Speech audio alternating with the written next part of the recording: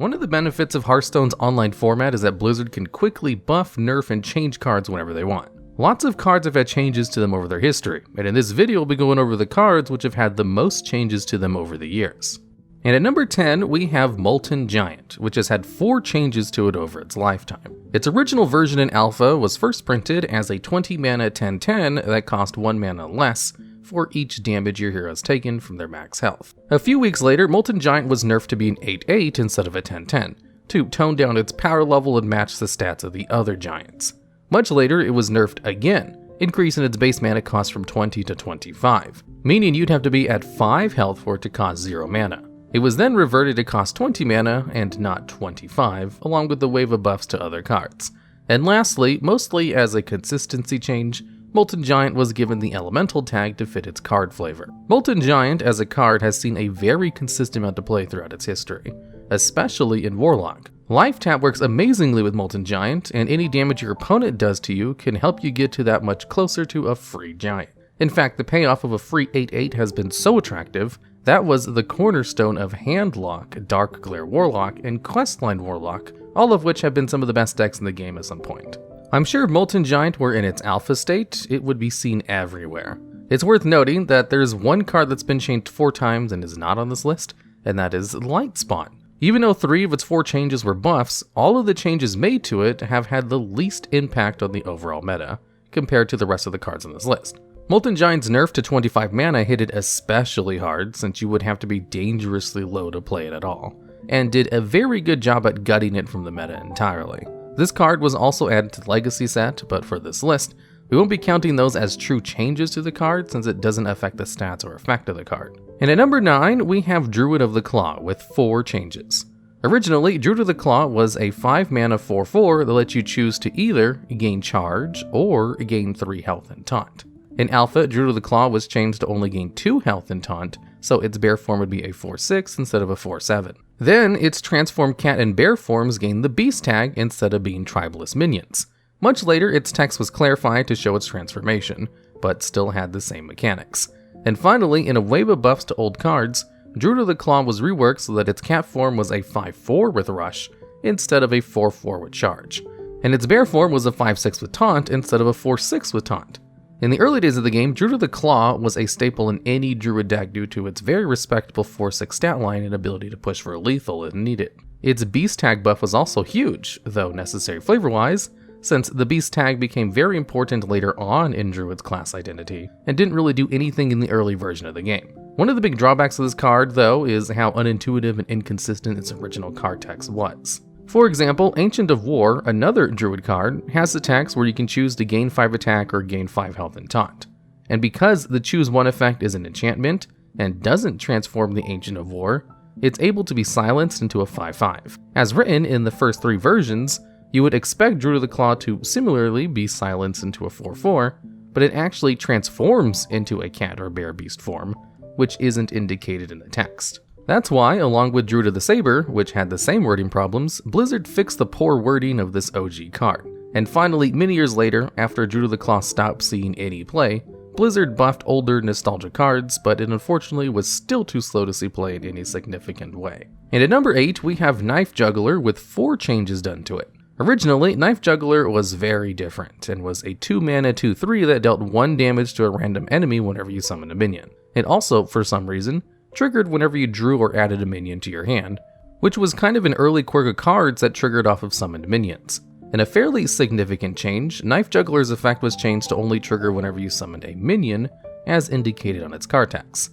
This was very quickly changed in one of the first alpha patches, so that it was now a 2 mana 3/2 that dealt 1 damage to a random enemy whenever you played a minion. Then it was nerfed to become a 2 mana 2/2 instead, but was unnerfed years later to once again be a 2 mana 3/2. For the first couple of years when Hearthstone was out, Knife Juggler was the definition of a staple card in any aggro or mid-range deck. It had premium stats for a 2-drop, synergized with any deck that played a lot of minions, and could win you the game if your juggled knives sniped your opponent's early game minions. Looking back to the very first version of Knife Juggler, that version would be broken beyond belief and could see play even in today's faster metagame. For those of you who don't know, triggers based off of summoning minions happen regardless of how a minion gets on the field. whether it be from hero powers, spells, or from other minions, whereas play triggers, like the current version of Knife Juggler, only triggers when you play that card from your hand. Even still, in the first couple of years of Hearthstone, the game was much slower, so you could afford to play a 2-mana 3/2 like Knife Juggler, have it not do anything immediately, and be fine. But as mentioned, it found its way into almost every deck that wanted early game minions, but became very problematic in swarmy decks like Zoo Warlock and Face Hunter. After it was nerfed to a 2/2, it immediately stopped seeing any play, since a 2/2 is actually much worse than a 3/2 since it can't even trade evenly into 2/3s. This slight nerf was a huge blow and one of the most effective nerfs of all time, and even after its nerf was reverted years later, it was just too slow and did too little damage with its effect to see any play. And at number 7, we have Conceal, with 4 total changes. Conceal was originally a 0-mana spell that gave a single minion stealth permanently. Then in Alpha, it was changed to cost 1 mana, and was later overhauled in Alpha to cost 0 mana and give all your minions stealth for 1 turn. Shortly afterwards, it was nerfed to cost 1 mana again, and finally was given the Shadow spell tag when spell schools were introduced. Conceal and Stealth as a mechanic is one that Blizzard has struggled to keep from either being completely overpowered or completely underwhelming. Stealth is a keyword that makes a minion untargetable by enemy spells and minions, but makes it lose stealth when it attacks for the first time. The first versions of Conceal were awful to play against since it made minions with amazing effects untouchable by your opponent for 0 or 1 mana, unless they committed to a board clear to get rid of them. You also could use the first versions of Conceal to first attack with a large minion, give it permanent stealth, and either wait to perfectly trade into one of your opponent's minions or push massive face damage. When it was later changed to give all of your minions stealth but only for 1 turn, its uses pretty much stayed the same. It still protected your highly valuable minions on board or made your board untargetable by your opponent for long enough. And even at 1 mana, making your entire board untargetable was so easily abused by rogues that it became a staple in any aggro or combo style rogue deck. Giving stealth to minions that were balanced around them not getting it proved to be so degenerate that Blizzard had to move it and Master of Disguise, another card that gave permanent stealth, to the Hall of Fame, Hearthstone's version of the ban list.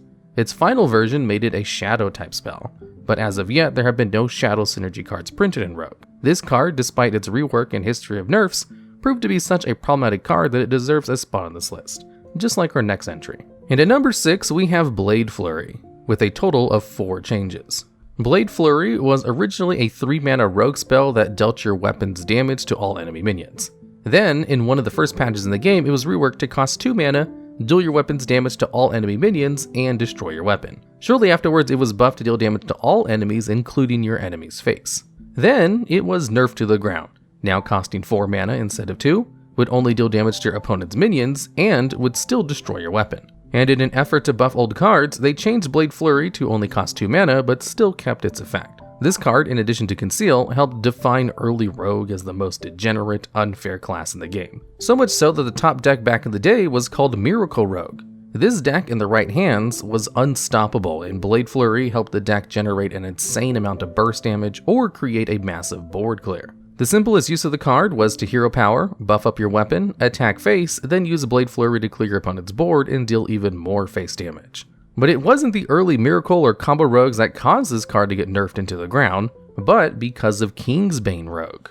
This deck centered around buffing it to become gigantic, searching out its shuffled copy whenever it broke, going face over and over until you eventually won. Blade Flurry just offered too much extra damage and board clear potential in Kingsbane Rogue, so Blizzard has kept it in a nerf state, otherwise it would just dominate and outdamage every deck out there. And at number 5 we have Unleash the Hounds, with 4 total changes.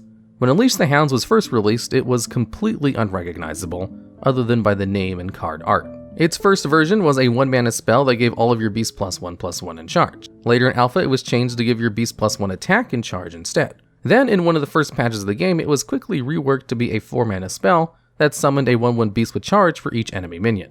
A month later, it was significantly buffed to cost 2 mana instead of 4, before finally being nerfed to cost 3 mana instead of 2. Almost all of these changes happened before the first expansion had even come out, so a lot of players out there may not even be aware of all the complicated history of Unleash the Hounds. This card has seen competitive play for almost its entire lifetime, and it was one of the original cards that came out. Unleash first found its home in various versions of Face Hunter in its latest form as a way to punish other decks for creating wide boards and going face with 7 1/1 chargers. The hounds it summoned were also beasts and could draw you cards off of Starving Buzzard or activate your kill commands.